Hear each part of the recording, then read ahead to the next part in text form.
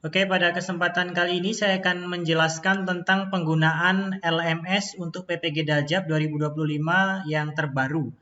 Seperti yang pernah kami sampaikan sebelumnya bahwa untuk PPG Batch 1 tahun 2025 ini, LMS Space mengalami perubahan yang cukup signifikan dari segi resource-nya, di mana tampilan dan juga menu-menu yang ditampilkan ini ada perubahan yang cukup mayor atau cukup berbeda dari LMS sebelumnya. Maka Bapak Ibu peserta PPG dalam jabatan perlu memahami LMS yang terbaru ini karena ini sangat menentukan keberhasilan studi Bapak Ibu sekalian. Langsung saja, saya selalu mengarahkan mahasiswa untuk mengakses LMS dari microsite yang diberikan oleh Kementerian Agama, yaitu ppg.kemendak.go.id. Kenapa saya selalu mengarahkan ke sini? Supaya Bapak Ibu sekaligus bisa mencermati jika ada berita atau informasi terbaru. Sebenarnya Bapak Ibu juga bisa mengakses langsung lewat app.ppg.kemendak.com, tetapi kami tidak menyarankan karena itu akses langsung begitu ya. Kalau di microsite ini kita bisa sambil melihat informasi-informasi atau berita-berita terbaru yang muncul dari Kementerian Agama ataupun dari Panitia Nasional terkait tentang PPG.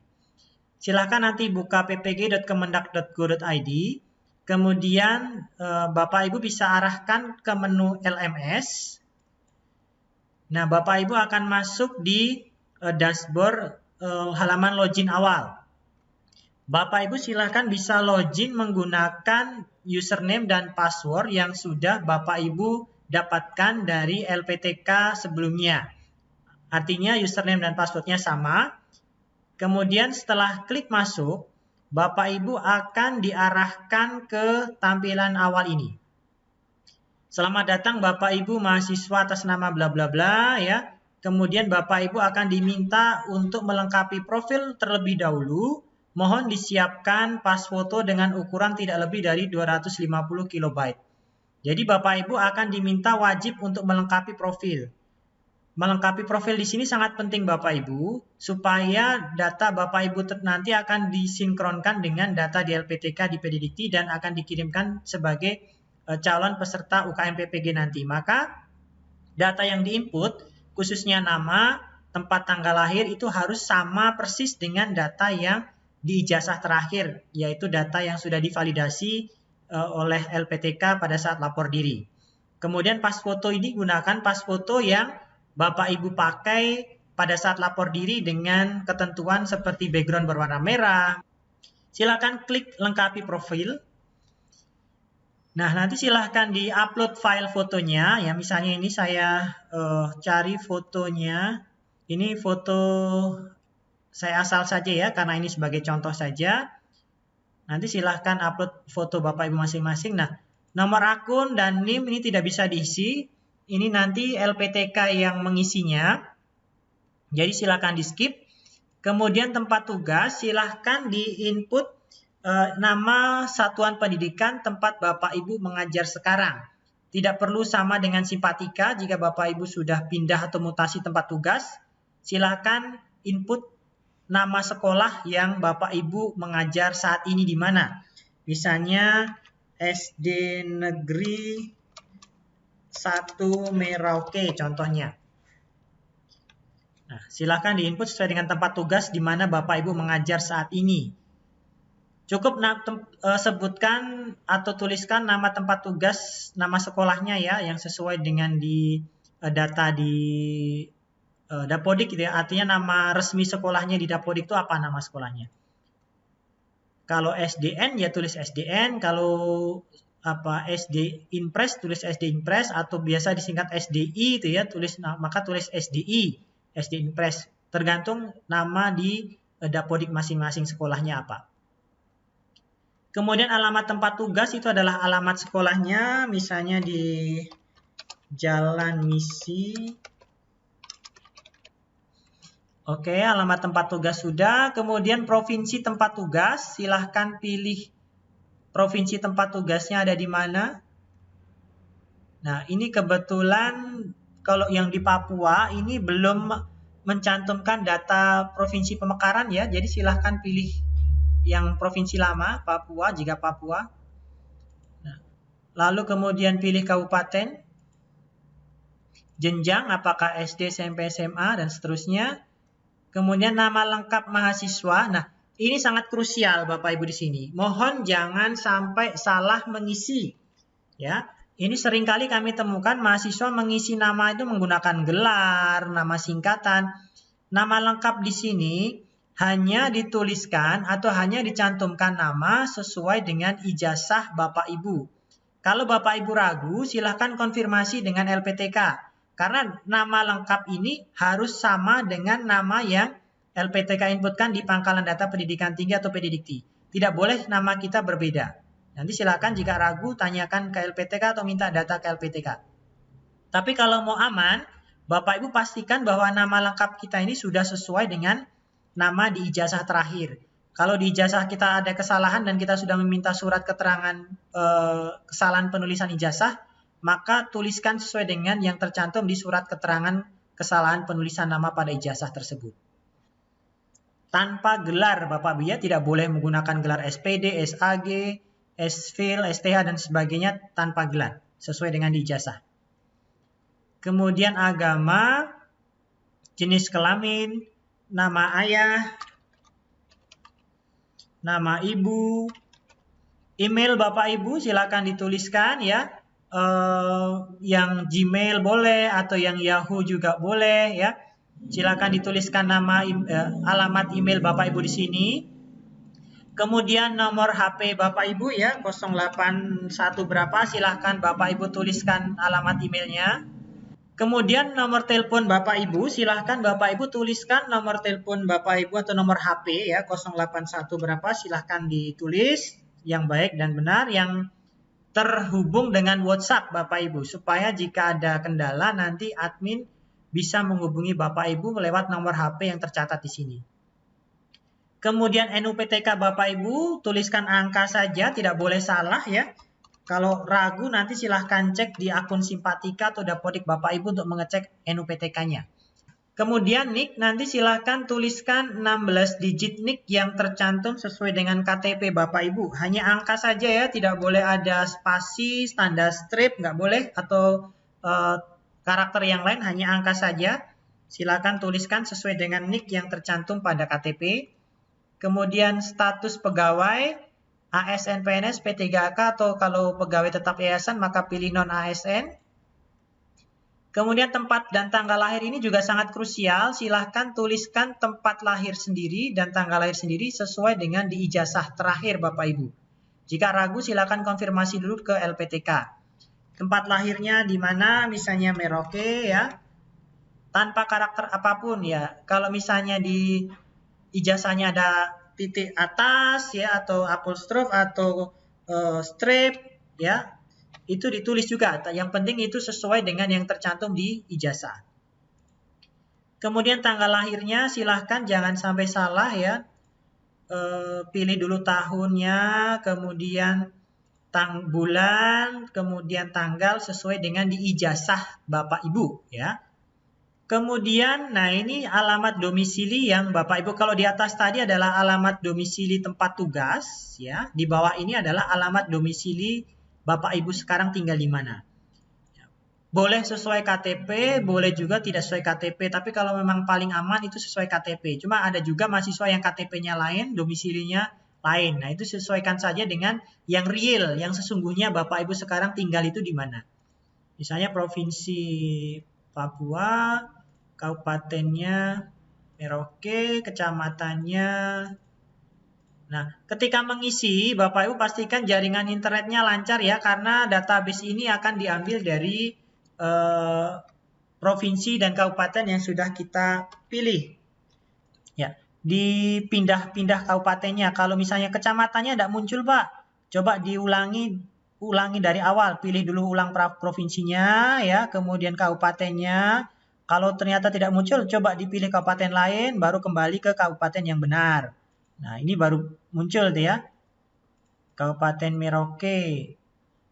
Nah, tidak boleh ketik sendiri di bagian kecamatan dan kabupaten, ini harus memilih dari yang sudah disediakan. Kalau dia pemekaran bagaimana Pak? Kalau dia pemekaran pilih saja yang kecamatan dan kabupaten yang lama. Kelurahannya baru ditulis manual di sini, jalannya. Kemudian RT, RW nanti silahkan diisi ya. Kode pos nanti silahkan diisi sesuai dengan kode pos Bapak Ibu. Kontak darurat ini adalah nomor keluarga yang bisa dihubungi, boleh suami, istri, anak, adik, kakak, paman, bibi, orang tua, silahkan. Yang penting jika nomor HP Bapak Ibu di atas ini tadi tidak bisa dihubungi karena mungkin di luar jaringan atau karena gangguan sinyal ya jaringan, nanti kami bisa menghubungi kontak darurat ini. Karena kadangkala ada hal-hal penting yang harus segera disampaikan kepada mahasiswa tapi mahasiswanya susah dihubungi. Nah ini jadi mohon kontak darurat ini yang selalu standby. Misalnya namanya siapa, dia, kemudian hubungannya dengan Bapak Ibu siapa, misalnya dia adalah istri saya ya, kemudian nomor HP-nya berapa, dia nanti silakan diisi 081 berapa gitu. Kemudian pilih save change. Kalau sudah ya. Nah kalau ada yang keterangan seperti ini berarti ada pengisian yang tidak tepat. Please include an add. Nah, ini kalau emailnya itu kan berarti belakangnya harus add apa itu ya. Misalnya contoh saja add rocketmail ya, @rocketmail.com gitu kan. Ini email contoh saja. Kemudian save change. Oke, nah ini gagal karena apa? Karena fotonya tadi melebihi 250 KB. Jadi kita pilih foto ulang. Cari foto yang tidak lebih dari 250 KB. Oke, saya pilih ini. Isian nick harus 16 digit. Nah, ini juga ya. Jadi jangan sampai salah ya. Kemudian klik save change. Bapak Ibu ketika mengisi profil tadi, hati-hati sekali ya, khususnya nama, tempat tanggal lahir ya, karena itu akan digunakan dicetak di ijazah sertifikat Bapak Ibu nanti ya, akan kita gunakan pada saat pendaftaran UKM PPG.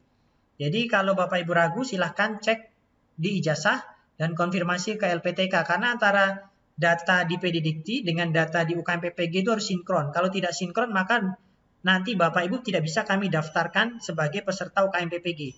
Misalnya ada perbedaan satu karakter saja, itu nanti akan tidak bisa disinkronisasi. Misalnya satu Marta pakai H, yang satu Marta tidak pakai H. Nah itu nanti akan bermasalah. Jadi harus sinkron gitu Bapak Ibu.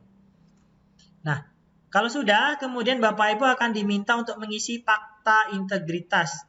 Checklist isi fakta integritas. Kemudian, fakta integritas Bapak Ibu tidak perlu mengupload apapun. Bapak Ibu hanya diminta untuk men-checklist ini. Dipahami dulu ya. Dengan ini bla bla bla bla. Nah, dengan mengirim fakta integritas, dengan menyatakan ini, berarti Bapak Ibu menyetujui dengan sadar dan penuh tanggung jawab bahwa yang mengoperasikan LMS ini adalah Bapak Ibu sendiri. Dan yang mengerjakan tugas-tugas ini maupun tes-tes yang ada di dalam LMS ini adalah Bapak Ibu sendiri. Secara jujur dan bertanggung jawab ya. Ini berarti pertanggungjawaban secara moral juga dan secara hukum Bapak Ibu penuh sadar dan bertanggung jawab. Kirim fakta integritas. Terima kasih ya. Selanjutnya Bapak Ibu sudah bisa mengakses modul PPG ya. Klik modul. Nah, di sini di sebelah kiri ada menu modul ya. Bapak Ibu sudah bisa klik buka modul karena sudah dibuka. Untuk modul profesional lebih dulu ya. Nah, pengantarnya kosong, bisa di skip saja. Kalau ada silakan dibaca dulu. Nah, kemudian kita masuk ke topik. Ya, topik 1 ya, topik nanti ada 8 topik ya, karena ini hanya contoh saja, maka ini hanya ada 2. Nanti topik 1, jadi kita kerjanya per topik Bapak Ibu. Topik 1 dulu, topik 2, baru topik 3. Topik 1, silahkan diklik lihat topik. Kemudian setiap topik pasti diminta untuk mengerjakan pretest ya. Kemarin Bapak Ibu sudah mengerjakan di LMS yang lama. Nah, karena ini LMS baru, maka Bapak Ibu wajib mengerjakan ulang. Silahkan klik kerjakan pretest. Tapi sebelum Bapak Ibu klik ya, nanti silahkan dibaca dulu keterangannya di setiap langkah itu ya. Nah, ketika Bapak Ibu mengerjakan pretest, Bapak Ibu akan diminta untuk mengizinkan kamera. Jika ada notifikasi use your camera, maka pilih allow. Maka ketika mengakses LMS, pastikan Bapak Ibu menggunakan laptop, jangan pakai HP. Ya. Izinkan. Nah, maka nanti akan muncul kameranya, webcamnya ya. Kemudian Bapak Ibu silahkan pilih soal-soal jawaban yang disediakan di sini opsinya. Kemudian kalau sudah klik selesai ujian. Nah, waktunya 15 menit ya untuk mengerjakan pretest 5 nomor. Jika sudah muncul keterangan sudah dikerjakan nilai 66,67. Nah, Bapak Ibu bisa mengerjakan memilih review soal. Nah, pretest bisa dikerjakan 2 kali ya. Di sini ada keterangannya ya. Anda bisa mengerjakan pretest sebanyak 2 kali nilai yang tertinggi yang akan diambil. Tetapi jika 1 kali sudah tinggi, yang nggak usah kerja 2 kali, cukup 1 kali saja seperti itu. Review soal ini untuk melihat kira-kira jawaban yang benar dan jawaban yang salah. Seperti itu Bapak Ibu. Kemudian selanjutnya kita lihat aktivitas di bawah ini ya. Setelah mengerjakan pretest, di bawah ini ada materi topik. Baca dulu ya. Klik tombol kerjakan, lihat untuk memulai membaca materi. Aktifkan webcam, timer ada di webcam. Anda akan dianggap sudah mempelajari materi jika sudah berada pada halaman aktivitas selama timer berjalan. Nah, yang tanda merah silang ini belum selesai ini berarti belum dikerjakan atau belum dibuka. Caranya bagaimana? Kita lihat satu persatu. Materi kita klik lihat materi. Kemudian kita baca materi yang tampil di browser ya, karena ini saya tidak mengintegrasikan PDF reader maka tidak tampil di sini. Nah, kalau browser yang umum biasanya akan muncul langsung di sini materi topik satunya. Jadi kita langsung baca di sini ya, dan timer ini akan terus berjalan Bapak Ibu. Di sini diberi waktu 10 menit untuk mencermati topik-topik. Tapi ini hanya penghitungan kasar saja ya. Kita tentu membaca topik itu lebih dari 10 menit ya. Jadi kita baca dulu pelan-pelan ya, hati-hati topiknya. Kalau yang menggunakan download manager, dia akan terdownload di sini ya materinya ya. Jadi kita baca dulu di materinya terpisah sambil browsernya bisa tetap berjalan, tidak masalah. Nah, kita baca dulu materinya. Kemudian nanti kita kembali ke sini sampai durasinya habis. Nah, kalau durasinya sudah habis, 10 menit sudah berlangsung, bahkan lebih ya, kalau kita membaca materi. Intinya jangan hanya demi materinya, demi browsernya tertutup, tidak. Tetapi Bapak Ibu harus memahami membaca materi dengan baik dan sungguh-sungguh. Ya. Ini panitia hanya membatasi 10 menit. Kalau 10 menit sudah selesai, otomatis nanti keterangan di sini akan berubah menjadi hijau. Ya. Sudah selesai dikerjakan, seperti itu. Nah, yang penting Bapak Ibu harus mengizinkan kamera di laptopnya ya. Kemudian kalau sudah, kita lanjut ke aktivitas kedua, yaitu melihat video pembelajaran. Silahkan klik lihat video. Nah, demikian juga untuk video ya. Menghitung waktu mundur akan terus berjalan selama 10 menit sambil kita diminta untuk membuka video yang disajikan oleh penyusun modul. Jadi kita diminta untuk menyimak video yang ada di sini Bapak Ibu. Silakan disimak videonya. Ya, kalau dia lebih dari 10 menit nggak apa-apa, lihat saja videonya sambil timernya terus berjalan. Kalau dia kurang dari 10 menit bagaimana? Ya, kita sambil lihat ulang, kalau sudah selesai ya, nanti kembali lagi ke depan, lihat lagi ya, supaya betul-betul kita pahami video pembelajaran tersebut ya, pesan dari video pembelajaran tersebut apa. Nah, ini juga waktunya berjalan terus ya selama 10 menit. Dan webcam ini untuk melihat bahwa betul Bapak Ibu sendirilah yang belajar di sini. Jangan suruh orang lain, admin, operator, anak, suami, istri untuk membukanya ya, harus Bapak Ibu sendiri. Ya, karena wajah Bapak Ibu akan dipantau di sini bahwa betul Bapak Ibu belajar melalui LMS. Kemudian kalau sudah, kita kembali. Nah, kalau nanti juga di sini kalau 10 menit sudah habis akan checklist jadi hijau. Kemudian kita lanjut ke aktivitas selanjutnya yaitu membaca jurnal. Kita klik lihat jurnal. Nah, sama, nanti kita baca jurnal di sini ya, yang tampil di sini ya di laptop Bapak Ibu. Kemudian durasi ini akan terus berjalan sampai penghitung mundurnya habis. Kemudian kita lanjutkan ke aktivitas keempat jika ada, ini jurnal juga ya. Nah, aktivitas setiap topik itu beda-beda ya, itu yang perlu kita pahami. Tidak semua topik ada videonya. Tidak semua topik ada jurnalnya. Ya. Itu setiap topik pasti berbeda, maka kita tidak bisa samakan. Yang penting adalah Bapak Ibu cermati setiap aktivitas yang ada di LMS. Kalau itu muncul di LMS, maka silahkan kerjakan. Tapi jika tidak muncul, ya tidak usah dicari-cari. Misalnya, Pak, di sini di topik 2 kok tidak ada videonya? Ya sudah, di skip saja karena memang penyusun modulnya tidak menyediakan video. Atau jurnalnya hanya satu, ya berarti hanya disediakan satu. Kalau tidak ada jurnal, berarti di skip saja. Yang pasti itu ada materinya. Kalau materi, pasti ada materi topik ya. Kalau video, jurnal itu belum tentu ada. Nah, gitu Bapak Ibu, nanti kalau sudah akan checklist hijau semua, kita kembali ke daftar topik. Nah, topik 1 selesai, lalu kita bisa lanjut ke topik 2. Topik 2 bisa langsung dikerjakan jika topik 1 sudah selesai, atau bisa juga menunggu besoknya. Kalau di jadwal itu kan sesuai kontrak perkuliahan 1 hari 1 topik, maka idealnya topik 2 itu baru besoknya. Tapi kalau topik 1 sudah selesai, Bapak Ibu bisa lanjut ke topik 2. Nah, topik 2 tidak bisa dikerjakan kalau semua aktivitas di topik 1 belum selesai.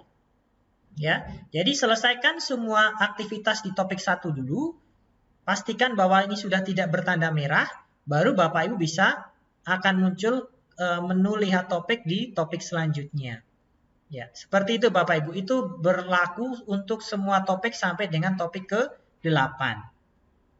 Nah, untuk topik aktivitasnya seperti itu ya, ada pretest, kemudian ada membaca materi, kemudian ada menyimak video jika ada, kemudian ada membaca jurnal jika ada. Itu aktivitas tiap topik. Kalau sudah selesai sampai dengan topik 8, Bapak Ibu lanjutkan ke tugas mandiri. Nah, tugas mandiri tidak bisa dikerjakan jika Bapak Ibu belum menyelesaikan tugas di topik 1 sampai 8. Jadi Bapak Ibu harus mengerjakan semua tugas di topik 1 sampai 8 baru bisa mengerjakan tugas mandiri. Demikian juga tugas refleksi. Tugas mandiri ini suruh buat apa? Bapak Ibu diminta untuk membuat peta konsep atau gagasan ya dari topik 1 sampai dengan topik 8. Sebutkan minimal 5 gagasan atau 5 ide ya, dan jelaskan dalam 1 atau 2 alinea ya. 1 gagasan uraikan 1 alinea seperti itu. Misalnya topik 1 gagasan, apa yang dipahami dari topik 1 ya, uraikan. Apa yang Bapak Ibu temukan dan pahami dari topik 2, uraikan, seterusnya sampai topik 8. Ya. Atau bisa juga dalam bentuk materi konsep. Kalau yang di atas tadi peta konsep atau gagasan ya. Lalu yang kedua adalah diminta untuk membuat materi atau konsep apa saja dalam topik tersebut yang menurut Anda menimbulkan miskonsepsi. Nah, miskonsepsi itu apa? Berarti miskonsepsi itu adalah pertentangan, kesalahpahaman. Maksudnya bagaimana? Setiap topik, ini kan topik profesional ya Bapak Ibu ya. Topik profesional itu, topik 1 materinya apa?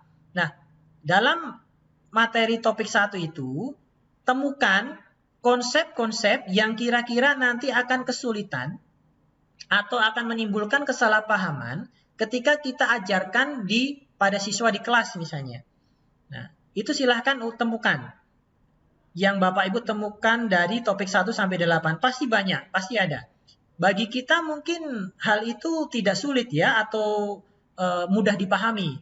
Tetapi ketika kita implementasikan di proses pembelajaran di kelas, pasti akan ada siswa yang salah paham atau miskonsepsi.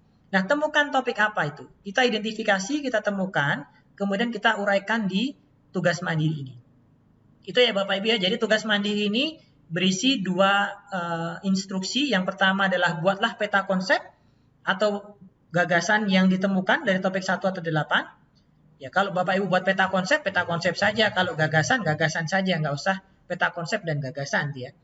Lalu yang kedua adalah temukan materi atau konsep yang menurut Bapak Ibu dapat menimbulkan kesalahpahaman dari topik 1 sampai topik 8. Itu silahkan Bapak Ibu ketik di Word, kemudian simpan dalam bentuk PDF, lalu unggah atau upload di LMS.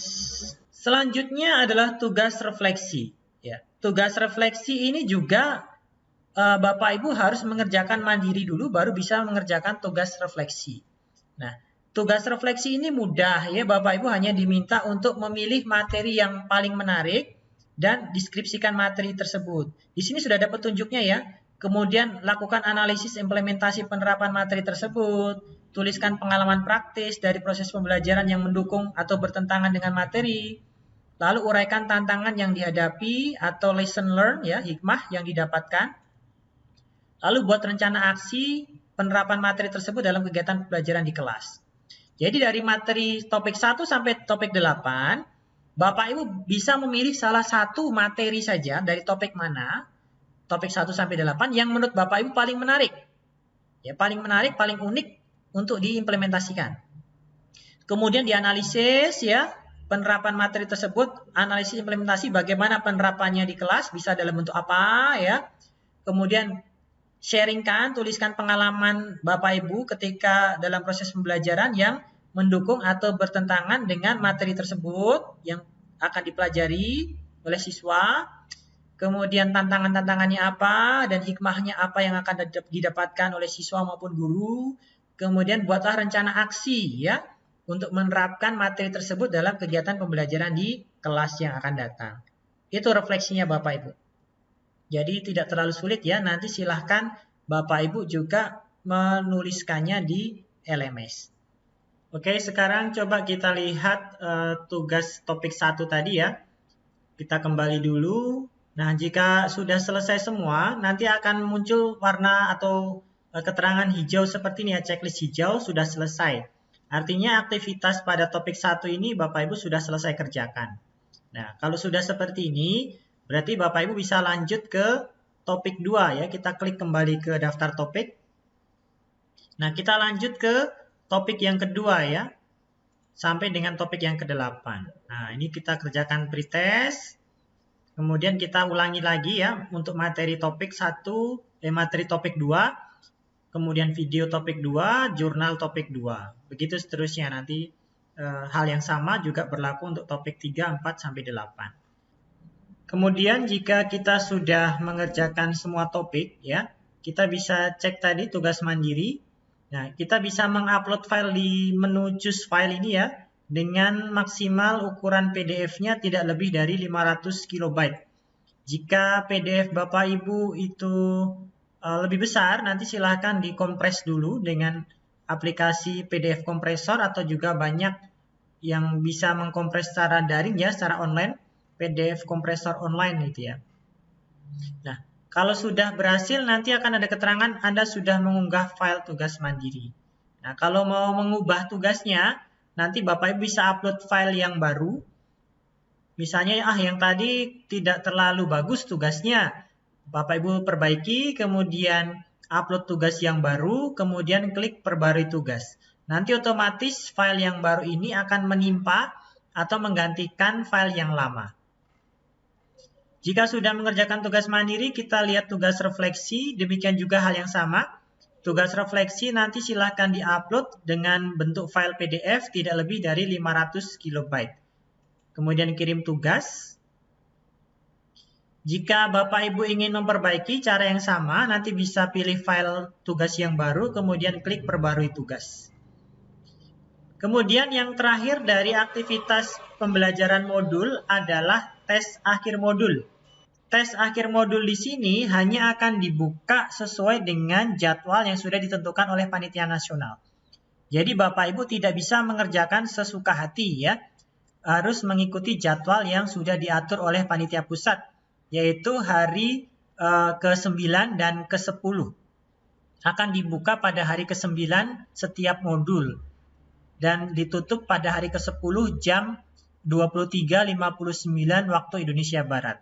Mohon Bapak Ibu jangan sampai terlambat atau ketinggalan dalam mengerjakan tes akhir modul, karena kalau terlambat mengerjakan maka Bapak Ibu tidak bisa mengerjakan tes akhir modul lagi dan harus menunggu tes akhir modul pada modul berikutnya. Contoh, Bapak Ibu hari ke-9 dan ke-10 untuk modul profesional ini terlambat mengerjakan karena ada satu dan lain hal, maka hari ke-11 itu sudah mulai masuk modul selanjutnya yaitu pedagogi dan tes akhir modul sudah ditutup. Sementara tes akhir modul ini bobotnya sangat besar untuk menentukan kelulusan pembelajaran modul. Nah, maka Bapak Ibu harus menunggu nanti di hari ke-9 modul selanjutnya yaitu modul pedagogi ya. Sehingga pada hari ke-9 itu Bapak Ibu akan mengerjakan tes akhir modul untuk 2 modul yaitu modul profesional dan modul pedagogi. Maka untuk menghindari hal tersebut, mohon jangan sampai terlambat dalam mengerjakan tes akhir modul ya, karena ini sangat penting sekali. Nah, ini baru bisa dikerjakan jika Bapak Ibu sudah menyelesaikan semua tagihan topik, mengupload tugas mandiri dan mengupload tugas refleksi.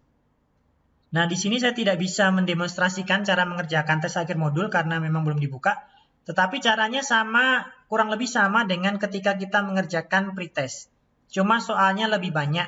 Kalau pretest hanya 5, kalau tes akhir modul ini soalnya ada 50 butir pilihan ganda. Dan tingkat kesulitannya pasti jauh berbeda dengan pretest. Lebih sulit sedikit ya. Kalau pretest itu kan hanya uji coba saja untuk mengetahui kemampuan awal Bapak Ibu.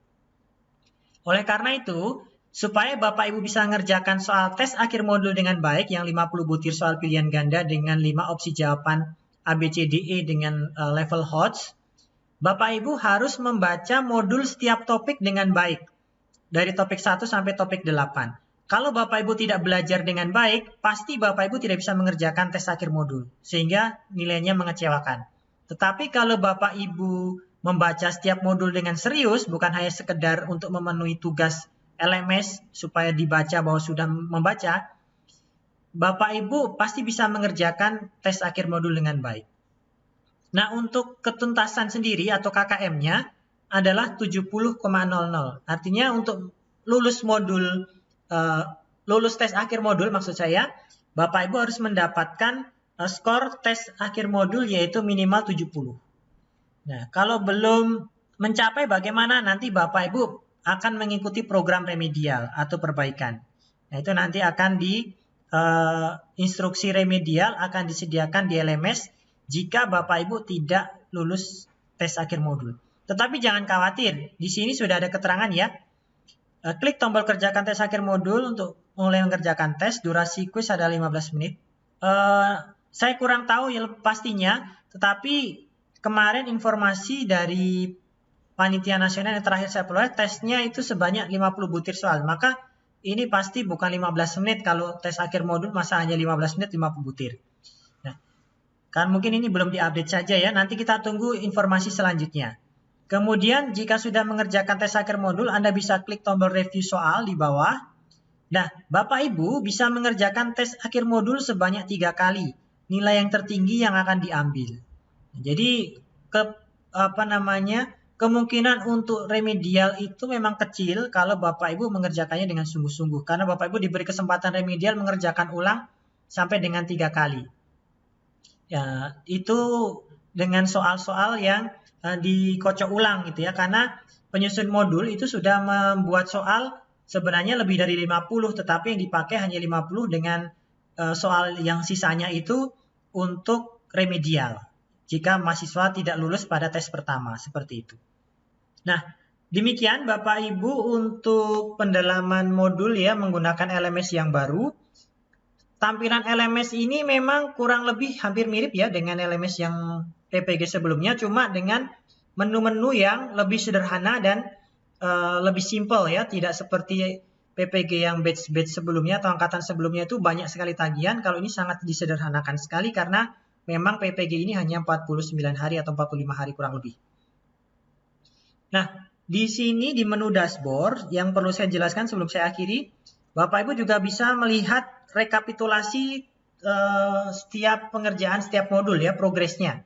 Untuk modul 1 ya, topik 1 yang sudah di checklist ini berarti sudah tuntas atau sudah selesai dikerjakan. Kalau ada tanda silang berarti belum dikerjakan. Kalau ada tanda strip ini berarti memang untuk topik tersebut tidak ada aktivitasnya. Misalnya ini jurnal 2, topik 2, tanda strip. Berarti Bapak Ibu tidak usah khawatir. Berarti di topik 2 ini tidak ada tagihan jurnal. Tapi kalau dia tanda silang merah, berarti Bapak Ibu yang belum mengerjakannya. Kemudian rekapitulasi jam online per hari. Nah, ini pastikan Bapak Ibu setiap hari selama pendalaman materi modul itu online. Entah berapa jam, entah berapa menit, yang penting terekam aktivitasnya.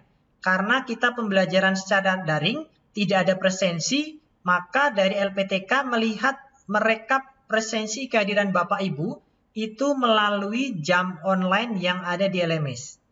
Kalau Bapak Ibu tidak pernah membuka LMS, maka akan ketahuan bahwa Bapak Ibu 0 menit di sini ya. Tapi kalau Bapak Ibu online, akan ketahuan di sini grafiknya naik turun setiap hari. Dan tadi pastikan bahwa webcam-nya menyala ya, karena aktivitas Bapak Ibu di LMS akan terekam juga screenshot webcam-nya ya, wajahnya Bapak Ibu itu. Selanjutnya untuk menu-menu yang ada di sini ya, Bapak Ibu bisa cek-cek sendiri, fakta integritas sudah ya. Kemudian induksi, ini nanti pada saat Bapak Ibu induksi dengan LPTK ya, akan ada jadwal yang muncul di sini. Link Zoom-nya ya, jadwalnya kapan, itu akan ditampilkan oleh LPTK di sini juga sudah ada jadwalnya. Induksi itu adalah pendalaman kisi-kisi untuk persiapan uji pengetahuan. Kemudian tryout, nah ini tryout, ini ada LPTK, dari LMS sudah disediakan menu tryout, ada LPTK yang menggunakan tryout dari LMS, tetapi ada juga LPTK yang menggunakan aplikasi sendiri, CBT atau SEP, itu diberikan kewenangan atau kebebasan dari Panitia Nasional untuk menggunakan aplikasi untuk kepentingan tryout. Boleh pakai yang disediakan LMS yang ada atau menggunakan aplikasi lain. Nah, untuk LPTK Merauke nanti kita akan menggunakan aplikasi CBT ya, atau computer based test ya, bukan melalui LMS ini. Saya rasa itu yang perlu saya sampaikan, yang perlu ditegaskan tadi tentang update profil ya, Bapak Ibu mohon jangan sampai keliru. Kemudian tentang nama, tempat tanggal lahir itu harus dipastikan sama dengan ijazah, karena itu akan digunakan pada saat pencetakan sertifikat pendidik nanti. Saya rasa itu yang dapat saya sampaikan. Jika ada pertanyaan atau hal-hal yang perlu kita diskusikan, silahkan Bapak Ibu sampaikan di kolom komentar di bawah video ini ya. Nanti saya akan mencoba menjawabnya sesuai dengan pertanyaan yang masuk. Demikian yang dapat saya sampaikan, semoga informasi ini bermanfaat. Selamat mengikuti proses PPG dengan baik, dan saya juga doakan semoga Bapak Ibu sekalian, khususnya mahasiswa PPG Batch 1 dalam jabatan tahun 2025, dapat lulus dengan memuaskan. Tuhan memberkati kita sekalian.